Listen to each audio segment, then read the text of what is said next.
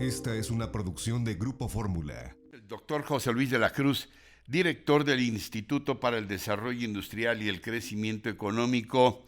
Mi querido y admirado doctor, como siempre, muchas gracias, José Luis, por estar con nosotros. Buen día.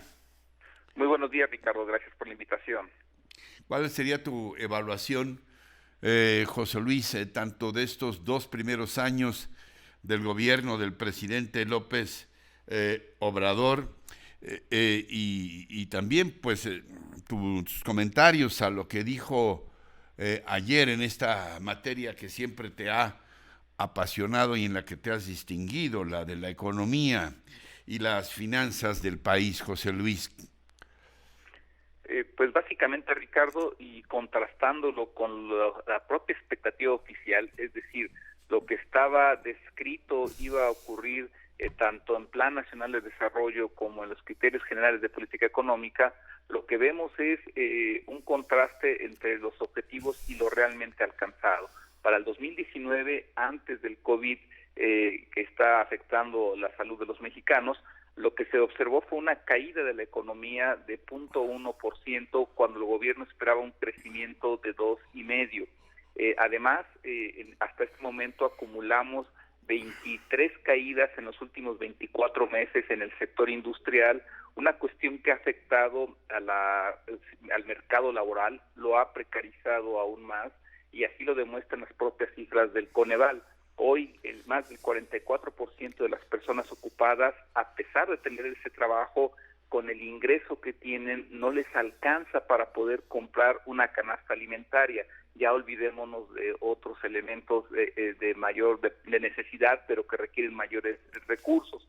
Entonces, desde esa perspectiva, si bien se ha cuidado la estabilidad financiera, es decir, la salud de las finanzas públicas al no tener endeudamiento, en materia de crecimiento, en materia de empleo, de inversión y de propio consumo, desde el 2019, antes de la pandemia, los resultados no eran los esperados. Evidentemente que a partir de marzo y sobre todo en el segundo trimestre, el confinamiento asociado a los contagios, pues evidentemente que lo que provocó fue una recesión todavía mayor y que se encuentra pues fuera de los objetivos del gobierno, el cual pues no ha implementado un programa de reactivación que esté a la par de esta recesión que estamos viviendo.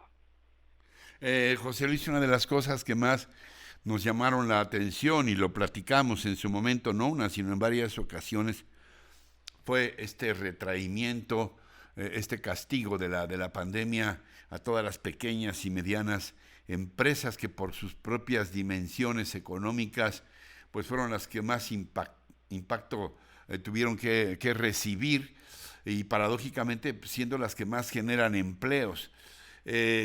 Y bueno, siempre hubo reclamos para que el gobierno las apoyara. No sabemos que haya habido este apoyo, por lo menos de manera sustancial, sistemática. La pregunta es si estamos a tiempo, pues, de recuperar los empleos perdidos en la pandemia. A mí me parece que justamente la situación del mercado laboral, su mayor precarización, va a ser uno de los elementos estructurales que van a permanecer varios años. ¿Por qué? No nada más es las personas que perdieron su empleo y que ahorita, de acuerdo al Seguro Social, son más de 700,000, a los cuales se agregará lo que ocurra al finalizar diciembre cuando se hagan nuevamente ajustes, sino los que también perdieron el empleo aún en el mercado informal, y en donde ahí por lo menos tenemos 1 millón más que todavía no regresan a tener una fuente de ingresos estable. Entonces, en ese sentido, en realidad México tendría que generar 300,000 empleos al mes para recuperar lo perdido, pero también para generar lo que se necesitaba en cada uno de estos años, es decir, el empleo que requerían estos jóvenes, este millón de jóvenes que se incorpora todos los años y que no lo ha encontrado. Y en ese aspecto, pues sí me parece que en el mercado laboral y con las implicaciones que ello tiene sobre la pobreza, pues me parece que ahí es en donde estará uno de los saldos estructurales que tendrá mayor permanencia en México.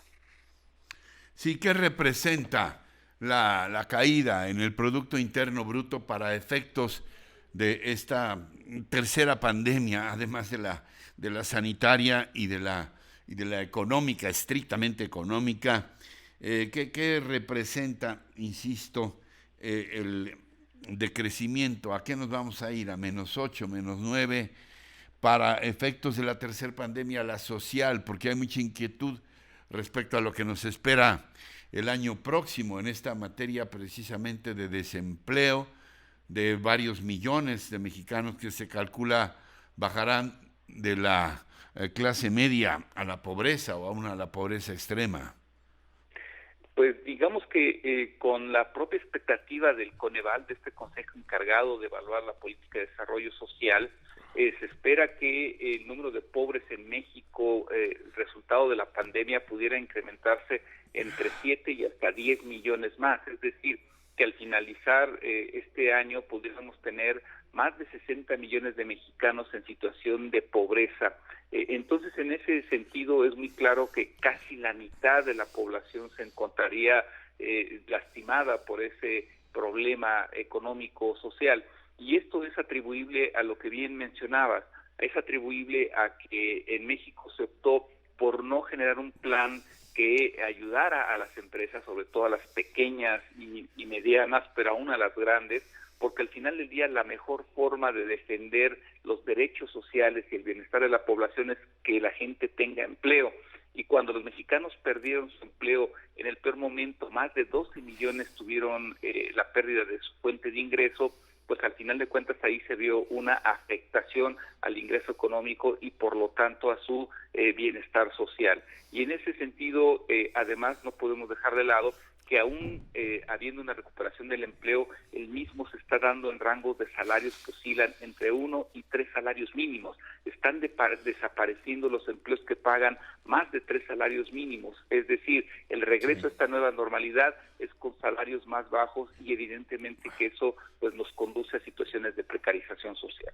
Ahora, yo no sé si haya quienes prefieran médicos complacientes que les digan que están muy bien a sus pacientes, que están bien y que no pasa nada.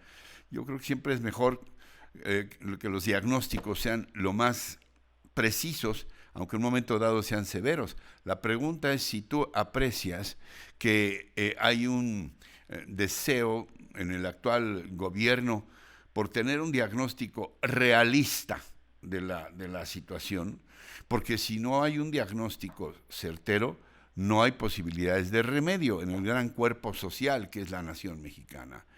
Hay esta voluntad, tú la aprecias, de decir, de reconocer realmente lo que está pasando y no defendernos nada más con retórica. A mí me parece que el gobierno de México tiene un objetivo de Estado muy claro, el cual va a permanecer a pesar de la situación económica y a pesar de lo que está ocurriendo en terreno de salud. ¿A qué me refiero?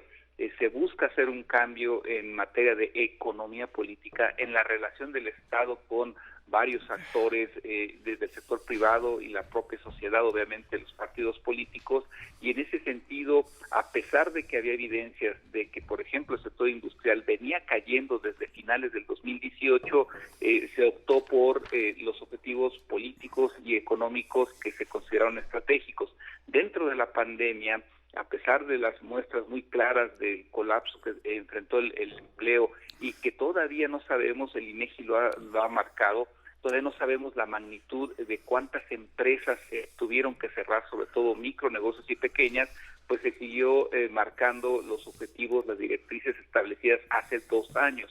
Y eso yo creo que lo que muestra es de que el gobierno de México está pensando en que es preferible, administrar este colapso económico y no alejarse de sus objetivos fundamentales, que son pues una nueva relación del Estado con, sobre todo, el sector privado. Nos queda un minutito, algo más, mi querido maestro, que quieras puntualizar que no te haya preguntado.